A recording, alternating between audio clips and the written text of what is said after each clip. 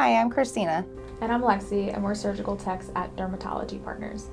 We are following up in regard to your recent surgery. If you are viewing this 24 hours after your surgery, it is time to change your dressing. To change your dressing, gently clean the area with warm water and soap that is free of dyes and scents such as Dove bar soap. Once your wound area has been cleaned, it's free from blood and no longer has a dressing, use a Q-tip to place Vaseline directly on the wound and the suture line. If blood has dried over the wound site, take a piece of gauze and soak it in hydrogen peroxide. Then place the gauze over the wound site and hold it until the blood softens. You may then use a Q-tip dipped in hydrogen peroxide to remove the blood from the wound site. Use a Q-tip to apply the Vaseline to the suture site once the blood has been removed. You will need to continue the same routine of dressing changes each day until your suture removal appointment. If you're experiencing drainage, redness, or light bleeding, please refer to the wound care instructions that were provided to you.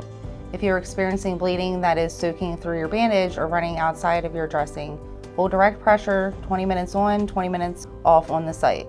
Continue this rotation for about an hour.